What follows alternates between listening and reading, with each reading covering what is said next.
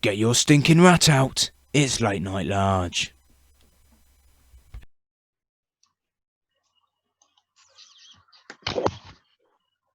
Hello and welcome to a late night large that floats like a butter dish and stings like a pea. Your god in a pod is me, Aaron Bliss, while playing his very own rope-a-dope is Marifat Mike. Mike. Hi. Yeah, I'm alright, mate. How are you? Yeah, I'm not too bad. Yeah, we Still grinding? not as much as you, but yeah. That's what I'm If you saying. if you remember this time last week, I was feeling sorry for myself after I had that ligament damage from Oh yeah. that horrible incident in the five-a-side.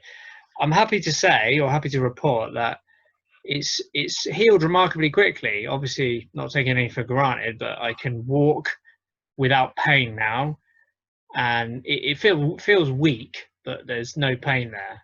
It's just when I flex it, it feels quite awkward. So basically, a few more days of no, basically rest period, and then I'll start doing some exercise, try and build up the strength in it again. Yeah. So now I feel okay. In terms of how we're feeling in terms of lockdown, since we talked about it last week, Mike, it's kind of as we suspected, I guess, which is, I mean, we mentioned this last week, didn't we, that everything would be thrown at trying desperately to prevent a lockdown over Christmas, a second lockdown.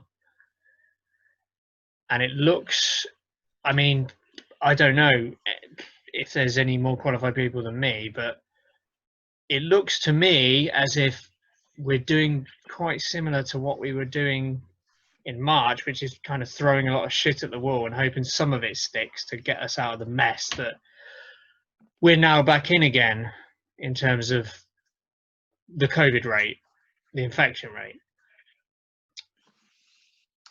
Well, yeah. Yeah, I mean, are we not so obviously there's we hit 6,000, didn't we, before a day cases. Yeah. Has it been quite that high since though? Well, I'm just looking at the figures that because the Guardian has a coronavirus data figures. UK cases and deaths is published on 29th September. Hospital numbers on 27th September. This is from the government website. So the daily cases as of today, or rather yesterday, is measured as 7,143. Compared to last week, that's up over 2,000. Hospital admissions as of a couple of days ago is just over 2,000, which is up 715 from last week. And the deaths, unfortunately, although relatively low deaths, is double with last week. So it's gone up to 71, which is about double what it was last week. I always like how they report that though. Like, is in deaths where it's like if anyone dies, and while they had COVID, it's a COVID death, whether that was the cause of their death or not. Yeah, I mean, I know what you're saying. I've heard people use this argument. First of all, I think it's absolutely gobsmacking that people would look for something to defend the government with. But if they genuinely believe, I don't think that's what it's. Yeah. No, but I mean, if you genuinely believe that it's a bit off, and a lot of the people making these comments, they're not medically trained themselves. They've never had to certify death, so I'm not sure. I can understand asking the question, but yeah, I've heard that point made, which is, oh well, if somebody dies and they've had COVID, they just mark COVID as cause of death, even if it's not COVID that's killed them. Well, if we want to be completely pedantic, then the only cause of death anyone ever has is heart attack, because your heart stopping is what kills you. No matter what else happens, it's your heart stopping that kills you. But in terms of what you're saying, I mean, first of all, you have to ask the question, why is that?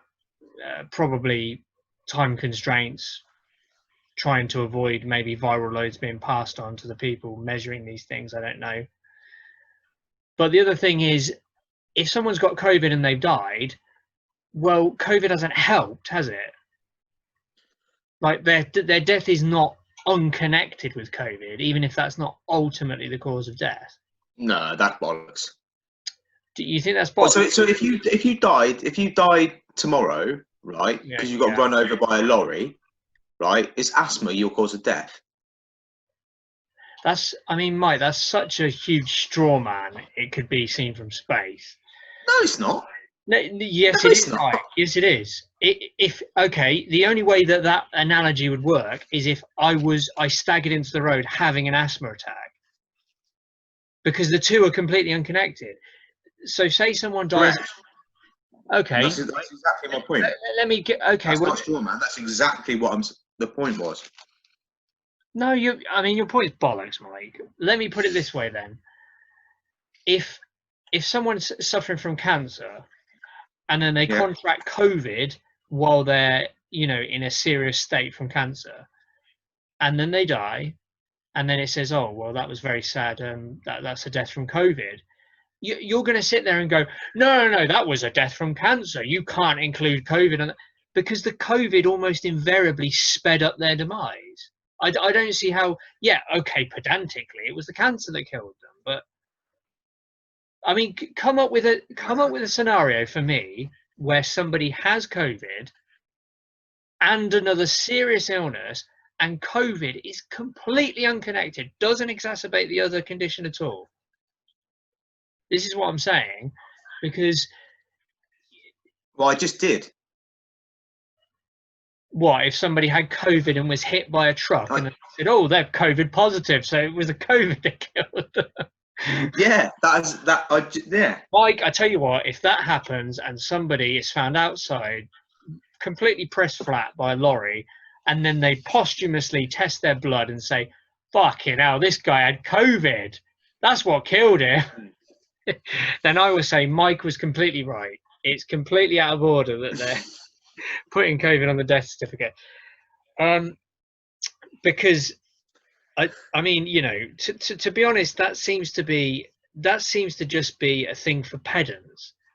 Now, I'm not medically trained, so if someone who is medically trained and has no connection with the government at all says, no, this is really serious, you cannot just keep putting COVID on the death certificate, I'll say, well, fair enough, that person is medically trained, is not in the pay of the government, I'm happy to accept that. But just from a logical perspective, we know that COVID kills people generally. The majority of people it kills are people with underlying conditions. And what we're then saying is, like, it's two bold men fighting over a comb is, oh, well, you can't say that COVID killed them because actually it was the condition they had. But they would have probably survived the condition if they didn't have COVID. Yeah. So, I'm just saying this. I'm not medically trained. You're not medically trained. So maybe we're two bold men fighting over a comb. I don't know. Anyway. Maybe. Yeah. I was just, I'm glad you brought it up, Mike, because I have heard other people say it. I'm just saying. I was just throwing it out there as something that I knew that you would disagree with. Well, you know what our audience loves, clearly. You're great. So after we got over that little obstacle, the biggest thing for me this week, Mike, is I don't know how much you've read about this. Probably nothing. The fiasco over the return to university. Right. The majority of students. Just before we go there. Oh yeah, okay. I do have a quick, because we were talking about number of cases and stuff. Oh yeah, sorry. I've got another little spanner to throw in there. So first lockdown was what, 3,500 a day. I think so, yeah. Around there, and it was like fucking out lockdown. Now it's like 6,000-7,000. Aren't we testing a lot more now? We should Because be. if we're getting twice the amount of positive test results, but we're doing twice the amount of tests, Oh, I see what you're doing. Yeah. Okay. That's another. is that That's another thing that's been thrown in. And the problem is, whenever I hear these things, my immediate thought is, this is a government show. But people are getting tested all the fucking time now. it is a fair question. But the problem is, Mike, because I mean, to be fair, and I'm not comparing you to him, but Donald Trump has said this. But this is something. I'm sorry, Mike. I'm sorry to put you in the same class as him, but Donald Trump did react when he was asked the question about why are there so many cases in America. He basically said, "Well, it's because we're doing record testing. Of course, you're going to get more positive tests if you're doing more record testing, and the US is like the best in the world at testing." But to be honest, I don't know. I don't know. As much of a fanny as he is that not true though? As usual with Donald Trump, there is a nugget of logic in it, and then he stretches it so far as to just break apart. To be fair, that's not a Trump. That's not just a Trump thing, is it? That every fucking politician does that. And I use him as a politician. Like he's a businessman, really, isn't he? But a failed businessman, yeah. So yeah, I mean, it's something I need to look into. Mike, you are right. The logic is there that if you test more, you're obviously going to get more positive tests. The alternative is to just twiddle our thumbs and go, I hope he's not positive, or I hope she's not positive. So it is imperative, obviously. The problem you have, of course, is that we were told that we would effectively be pretty much back to normal now. Why were we told that that was possible? Because we were going to have a really world-beating test and trace that was going to be so world-beating that there would be no lockdowns needed. There would only be the odd person in isolation after they got a positive test, etc. And everything would generally be the same as it was before. And what do we have instead? Record cases, universities locked down, which I'll go into in a second, and pubs closing an hour early, which again we'll go on to that in a minute as well. But you do, you raise a good point. Just as you mentioned the test and trace thing, have you got the test and trace app?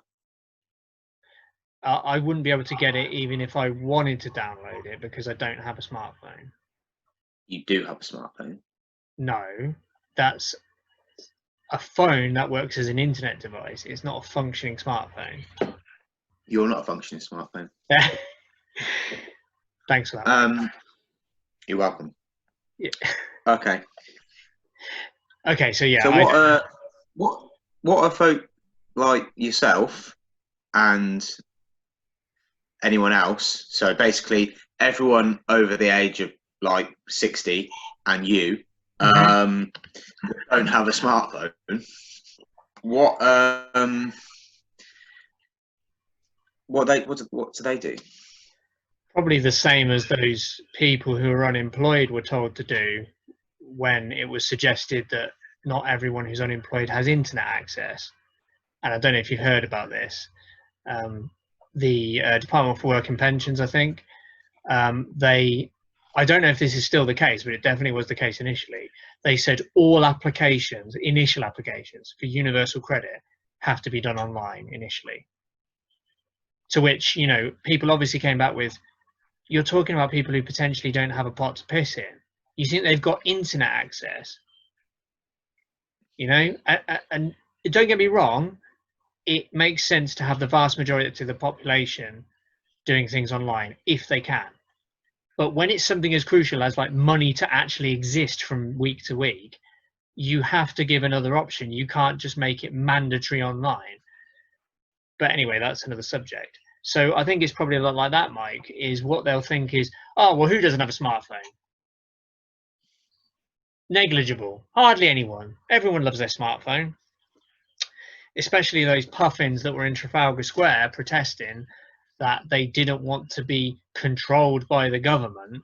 and tracked by the government with a vaccine when they have smartphones that track them wherever they go and collect their data and harvest it, mostly illegally. These people, if they had a brain, they'd be dangerous. But I digress. So let's go back to the university thing, Mike. So this week, the big news, well, not just this week, I think it was a couple of weeks, the students have all been ushered back to uni because, of course, Gavin Williamson and all the other ministers related to further and higher education have said, nothing to worry about, the virus is receding, let's all get back to normal, everyone can get back to uni. And then the instant they got back to uni, a lot of campuses, particularly, like I say, the one that I've read a story about, particularly is in the Greater Manchester area, but a lot of campuses have now been almost instantly locked down. Now, whatever you think of students, I know a lot of people have a real problem with students for some reason I can't comprehend. I tend to chalk it up to jealousy. But a lot of people kind of think that students are there to be kicked around. Who gives a fuck about students? Who do they think they are with their liberal worldviews? And all they do all day is drink and just fuck each other, whatever. But, they've turned up at uni, maybe 18 years old, the first time they've been away from home. Now, it's scary, but the thing that makes it less scary is freshers, because you get to meet all kinds of new friends, lots of parties, maybe a little nookie, whatever. It's the best part of uni, that's something you'll remember the rest of your life. A lot of these students have gone there, and freshers is gone. No freshers. So you're never potentially going to have that experience now, the people who've missed out. And bear in mind that a lot of the people who took advantage of freshers in the past were not laboured with 50 grand of university debt for the pleasure of doing it. So what's happened, Mike? Let me put you in their shoes. So Mike Large, mini Mike Large. So Mike Large just turning 18, swaggering into the world, and he's going to uni to study. I don't know. What would mini Mike want to study at uni? Pornographic studies. Pornographic studies. So mini Mike, 18-year-old mini Mike, freshly out of puberty, he's going off to uni in Greater Manchester to study pornographic studies. Pornographic studies, contemporary pornographic studies. Contemporary porn. Yeah. So he's shown up and he's ready. He's looking forward to freshers, and he's a bit concerned about the debt, but he's like, "Oh, I'll deal with that when I have to deal with it." And you get there, yeah. And you met your 3 new friends in your block, and your place to stay is pretty shit. But you think, well, fuck it, I'm at uni. All I need is a space to study in, to shag in, and to, I'll go to parties elsewhere.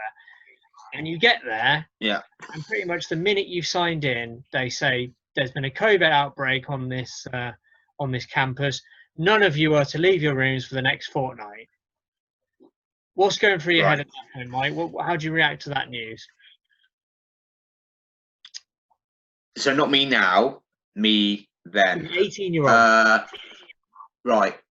I think, okay. Yeah. Global pandemic. Cool. I need to find out about where the parties are and figure out a way of sneaking out. I thought as much. Yeah, I kind of thought that would be how 18-year-old Mike would react. What if I told you that you climb out your window and there's a burly security guard shining a flashlight at you? What do you think you're doing? Get back in your room right now. Now, what do you think? I'd say, catch me, bitch, and run. Sorry, mate. The girls ain't gonna finger blast themselves, are they? Come on. See you later, pal. I'm off. I might have known. So, the moral of this story, kids, is first of all, never let Mike near your university campus. But the other thing is, that's 18-year-old Mike.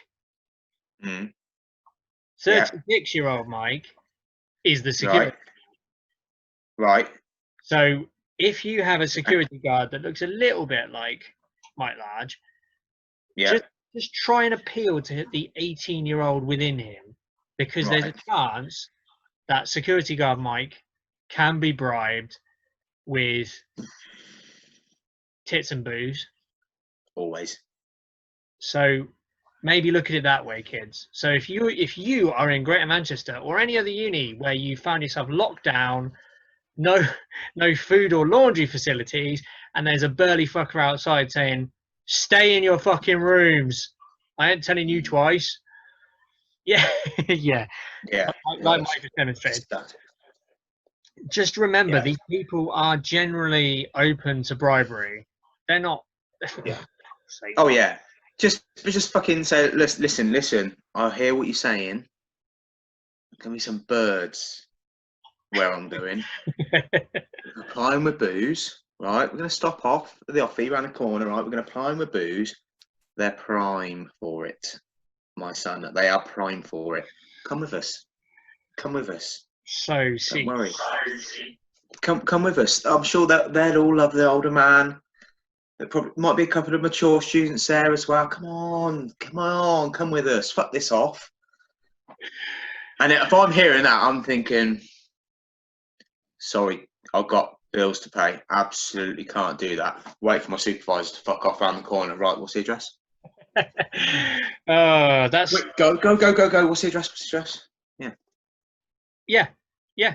I mean, that's what we're saying against those students who are desperate. This is an option. I mean, that's sordid even for late night large, but it's an option. If you're locked down, you've got to think of a way around it. Obviously, if you're suffering from COVID yourself, then don't be a puffin. Just sit it out. But if you're not suffering from COVID and some other fuckers meant you're locked down, these are the kind of things you might have to contemplate.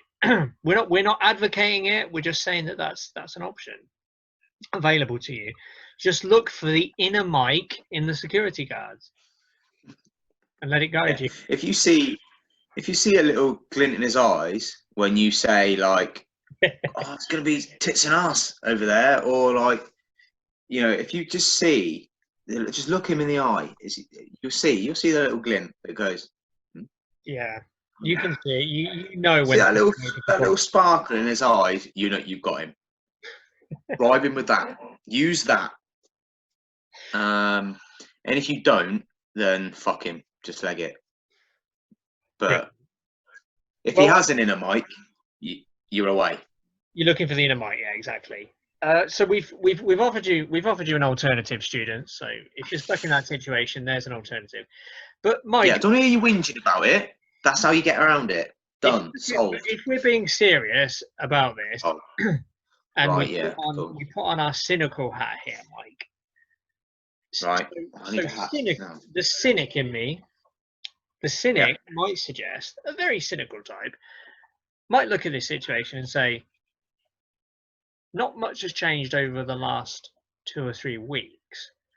Therefore, we as in the government, already knew that it was very likely that most university courses would have to go to online teaching until probably Christmas, you would have thought. Wouldn't you? Yeah. So, knowing that was almost certainly going to happen, allowing students to move into university accommodation and then locking them down doesn't seem to make any logical sense unless it's to make sure the rental income is paid, to justify the rental income. Now, I know we've been here before, Mike. We've said this before with the commercial landlords and everybody needs to get back to the office. Would you suggest that this may be a similar motivation?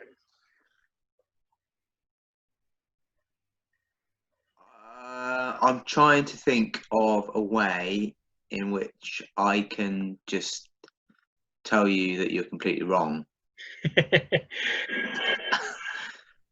No, I'm sorry, I can't.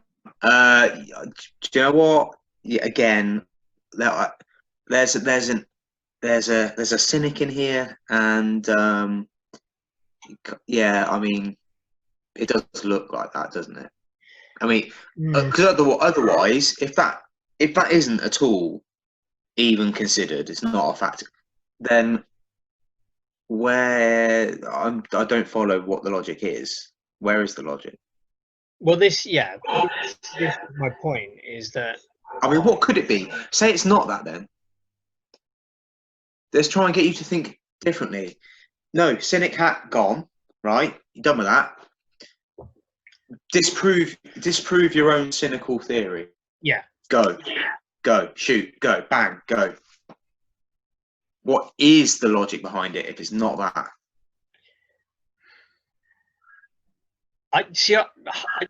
I honestly, I can't conceive. I can't imagine logic, because, okay, if me and you ran universities, if we were given the job for a week, that would explain it. We'd be like, yeah, get the students in, they need to be around their friends and they need to, get to know people, have the uni experience. And then it turns out, oh shit, there's massive COVID outbreak. That would be our fault, because we're not adequately briefed on the situation. Although I would argue that we probably, from reading newspapers, would probably suspect that. But we're talking about the government. The government is more briefed than anyone. They have all the data and all the expert advice they need. So for them to say it's safe to go back to uni, that's either gross negligence, or there's a plan that, hang on, if we say to students, you're going to have nothing but online teaching for at least the next 3 to 6 months, then suddenly they're not going to pay for their accommodation. They're also probably going to demand a partial refund of their course fees, because why the fuck are you paying thousands and thousands of pounds for course fees when you're not seeing anyone face to face and not having any practical interaction with lecturers? If they wanted to do an online course, they'd go to the Open University. So again, it's very difficult to think of a reason other than we need business as usual because we need them to pay their rental income and we don't want them to demand refunds for their course. I don't know. Come at us. If anyone can see a logical alternative to that explanation. I mean, is there? I don't know. I don't know. No. I can't see. It's not the same. I mean, it's because it's not the same as sending the kids back to school, is it? No, it's not. No. So, which I'm still not entirely convinced on that one. Although I do. There's certainly much more logic. There's much more logic involved in that decision. Yeah, there is. I mean, in that decision, although again, I'm like you, I think it was very foolhardy to do it without a system in place. But there is a very strong argument that it does a lot of damage to young children to not be interacting with their peers, their friends, and to be in a physical teaching environment. I agree that is very damaging, and it's offset against the risk. That is almost not quite 50-50. I still think there should be more attention paid to the potential risk of spreading amongst teachers and then their families, and then the kids and then their families. And a strategy had to be put in place rather than cross our fingers and here we go. But in the case of the university, that doesn't exist. That logic cannot be applied to universities. We're talking about young adults. There's not the same sort of irreparable damage on their psyche. It's just a simple case of like, what have I paid for? If I'm having an online only course, I'm not gonna be racking up debts paid for accommodation and one-to-one teaching when I'm just having to do it all online. Anyway, I think we made our point there, but I think so. Students are routinely shit on, so I have huge sympathy for them, and they shouldn't take it lying down. Mike, what do you think? We've had this, a couple of weeks now. What do you think of this idea that when the cases were spiking, rather than the obvious, which is to close pubs again, Johnson said we should just close them at 10 o'clock? and then claim that there was like science that supported this stance. I mean, do you think that is going to have any effect whatsoever in reducing I mean, traffic? if I was sat in a room with him and he's come in and he said, "This is what we're going to do," and then claimed there was science to support it, and that's the reason why. Initially, my first kind of thought, well, as he's saying it, would be like, "The fuck." Then he comes up with, but there is a reason, there's science behind it. So that's, I'd go, okay, no, hang on, okay, cool. What's the science? Someone must have said, like, can you explain that then? I think this Has there been an explanation? I don't remember one. Not that I'm saying they need to explain to every Tom, Dick, and fucking Harry every decision they make, because like it or lump it, they're in the position they are in, and they have to be the people that make these decisions. And Yeah. you can't always. It's just like, fucking, look, I don't care if you don't like it. This is what you got to do in a situation like a global pandemic. Yeah. That people will always not like something, but I would say, where's the science? I think what you're talking about, I'm not saying it's not there. I'm just saying. Do you think this is do you think this speaks of a bigger failing of the media to like adequately journalism to adequately hold people in power to account? Because to me, I mean, journalists by nature, would even more so than myself, would be. Where then? What is it? Tell me. I want to know. Where's the science? What's the science? What does it say? Who did the study? this is the thing. I haven't seen those questions. What I mean is our particular press, unfortunately, is too entangled with the power it's supposed to be holding to account. So, like you say, in a country where journalists do what we expect them to do, the exchange would go, "What are these new restrictions, Prime Minister?" "Oh, well, we're going to closing time is at 10 o'clock now." I mean, I know it sounds silly, but there's definitely science behind it. Can you explain what the science is, and who told you this? Whereas what actually happens is, Prime Minister, why are you closing pubs at 10 o'clock instead of closing them all together if you're trying to stop the spread? Well, you see, the medical people have spoken to us, and there's definitely science behind closing an hour early. Oh, okay, thank you, Prime Minister. And it ends there. That seems to be how it happened. One question, bullshit answer. Oh, okay, I'll accept that bullshit answer. Let's move to another question. So Did he actually say there was science behind it? Yes, I've seen it. I mean, I don't know what his exact quote is, but I've seen it because obviously there's been columns written about it, and they said that Johnson claims that there's science attached to that decision because it was mocked. Obviously, a lot of people mocked it. There were instantly memes being made about COVID lurking around the corner and then checking the clock and going, "Oh no, 9:45, got to hold on," and then 10:01, it's like, way. I've seen some of those memes. Yeah. Like, I get that. Obviously, the less time places like pubs and any other social kind of environment are open, the less chance. But then that's the same science, like even less likely for any issues who close them at 9. Yeah. Or 8. Yeah, this is the argument. If the only, why 10? Well, this is the suspicion, isn't it? The suspicion is the science behind it is, well, there's an hour less for people to mingle. And that's the science behind it is we'll only lose X amount. The economy will only suffer X amount if we just close this much early. Any more, we'll lose too much. I think you're kind of hitting the nail on the head there. That's the science. The science is, well, we can't close pubs because the economy would be hit too much. And to be honest, I would even argue that there's more of a case that it's not so much about the economy, but it's about keeping pissheads on the side. because if people are allowed to drink, they're less likely to get in a massive rage at what the government's doing. You know what I mean? It's the bread and circuses thing. Yeah. We'll let them keep their pubs, regardless of because it'll soften the impact when we tell them they can't do something else. Exactly. But you can have a beer till 10.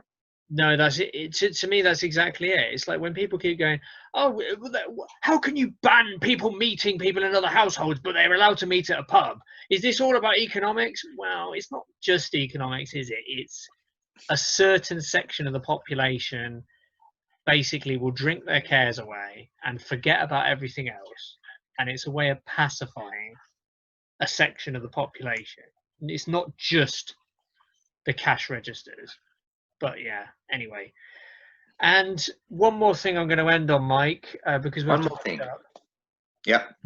Is I take it you've seen that there's been, I think there's been more restrictions again placed on areas of the north. There's rumours that large swathes of the northeast and London could be completely locked down again. But what I wanted to focus on was, did you hear this today? Johnson was questioned on the new restrictions in the northeast, and he couldn't explain that. He got them wrong. What? He got the restrictions wrong. Sorry, no, I haven't seen. Break this down for me. So what happened?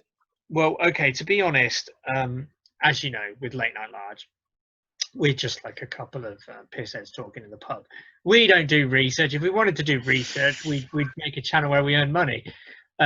So I saw the story. I didn't bother reading too much into it. But the bottom line is Johnson was, I don't know if it was a press conference or just one of those things where the Prime Minister speaks to a few journalists, but Johnson was asked questions by a few journalists about new restrictions in the northeast. You know, the usual kind of questions about, so the rule of 6 applies in households but not in pubs, and how does it apply outdoors, and this and that, and can households mix in a pub garden? I think it was about a pub garden. I think there might have been a question on, so if these households can't mix in houses indoors, is it okay if they meet in a pub garden? Is that okay? I think that was the question. And Johnson basically cocked it up, and he had to apologise a few hours later. I don't know if he apologised like to journalists or actually whether it was just on Twitter. He claimed he misspoke, which is a classic Trumpism. And so, you know, you might say, oh, well, everyone gets things wrong. This is the Prime Minister who has just potentially almost entirely locked down a huge swathes of the country. This is like huge swathes of the northeast of the country. And he's asked questions about it, not because people are trying to trip him up, but because people are angry in the northeast because they don't really understand what they're required to do and what they're not allowed to do. So they ask the Prime Minister of the country, can you explain what things we're not allowed to do and when? And the Prime Minister doesn't understand. Well, then you've got a big problem. So that's the situation. Any comments? Yeah. He kind of needs to be briefed on that. Do you know what I mean? I don't for any 1 minute think that he is completely behind all the decisions that are made. But fuck's sake, brief him on it. Brief him on it. That's like at work. You know, it's the same thing for anyone. Like, but if it's something I'm responsible for, my boss asks me a question about it, I have to know the answer. Whether I've done it personally myself, or I've come up with a solution, or I've dealt with it. If I'm asked, if it's within my remit, if it's something I'm responsible for, I need to know about it. Yeah. So and if I fuck up and get it wrong because I'm an idiot, fair enough. But if it's because someone else hasn't briefed me properly, I'm going fucking right. You made me look a right cunt here. What the fuck? Were you going to tell me about this? What's going on? I mean, if he's not doing that, if he's not like, why did no one prepare me for this real basic question that I should have known the answer to? Well, I'll put it to you, and this will be like a final thought. I'll put it to you, Mike. This isn't the first time this has happened, and it's particularly not the first time it's happened to Johnson in things like Prime Minister's questions. Is the problem that he's not being briefed, or is the problem because he's a lazy, bone-idle chancer who can't be bothered reading his briefs properly? And by the way, that's not my opinion. A lot of his own friends have Yes, it is. It is my opinion, but a lot of his own friends and acquaintances have said that about him, that he can't be bothered reading briefs properly, and he is incredibly lazy. Is this another case of that? Or are you literally saying that this one occasion potentially, his people have failed him? With someone like Theresa May, so the previous Prime Minister, I would probably say, huh? Yeah, carry on.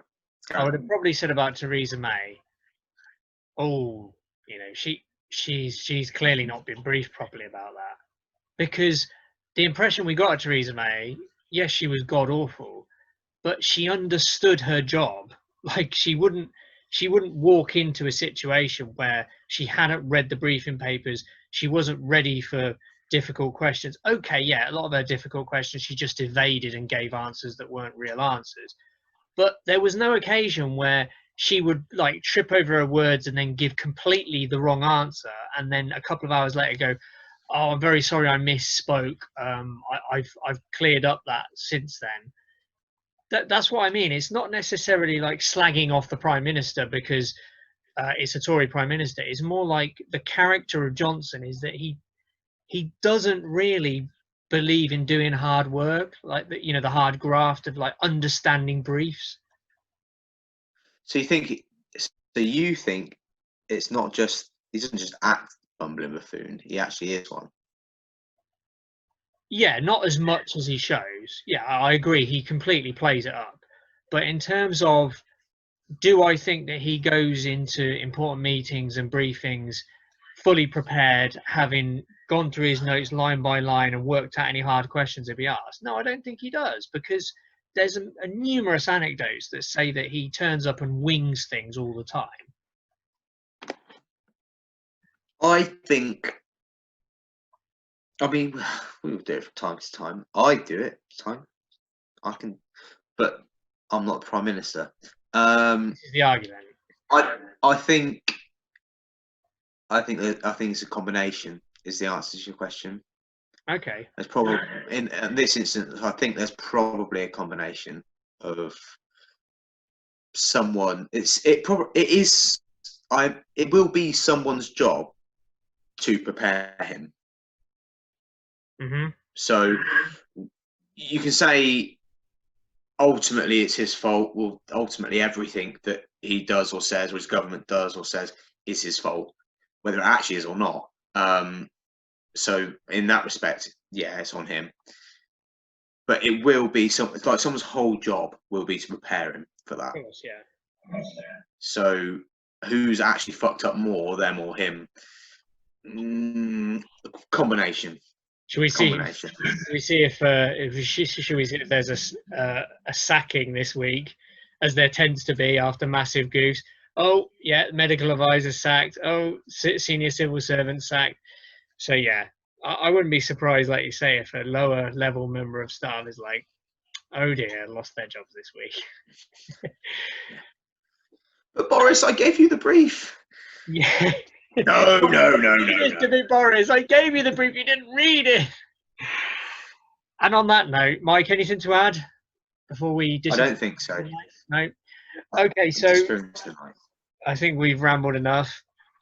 Solidarity to those students who are suffering. 18-year-old Mike's heart is with you, and he's given his advice. So whether you follow it or not, I'm not responsible for that. And until next time, enjoy what's left of pre-lockdown life, and we will grow you next week, no doubt.